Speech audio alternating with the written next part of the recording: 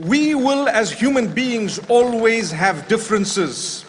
We need to learn to navigate through these differences. We need to learn to appreciate what the Almighty has bestowed upon us in terms of favor.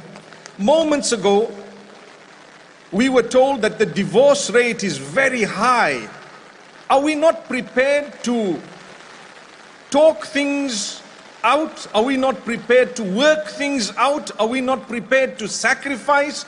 Are we not prepared to be loyal for the sake of one another and for the sake of the betterment of our own children, offspring, family members, humanity at large? Yes, divorce is permissible, but as a last resort. We need to firstly try our best to resolve matters. We need to try our best to speak about things, like I said earlier, sacrifice, communicate. If you're not prepared to communicate, how do you expect to resolve problems? If you're not prepared to compromise to a degree, how do you expect to resolve matters? My beloved sisters, my beloved brothers, it's important that when we select a spouse, we follow the instructions of the Almighty. We follow the guidelines of the Prophet Muhammad, peace be upon him. He tells us to look at character. He tells us to look at conduct. He tells us to look at connection with the Maker, known as the Deen, the Akhlaq.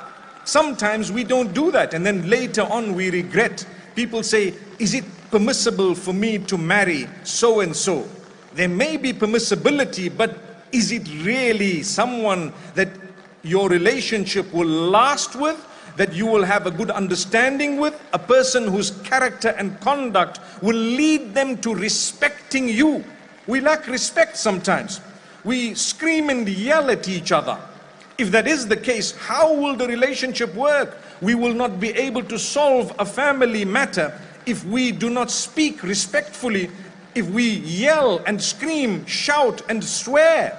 So remember, as a believer, that should not be one of your characteristics at all. Neither with family, nor with those who are not your family.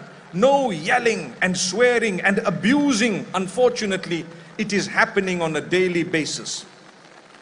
You have people who come into the home as a husband perhaps, and he thinks he has the full authority to say what he wants and do what he wants in a manner that he wishes, without bearing in mind that he owes answerability to Allah Almighty to begin with. You owe it to Allah. Are you not ashamed of how you speak in the house? Are you not ashamed of how, or the words that you utter?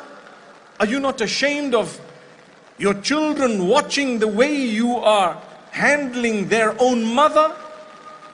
And vice versa. Because at times the men are complaining to us to say, you're always speaking about one side of the coin.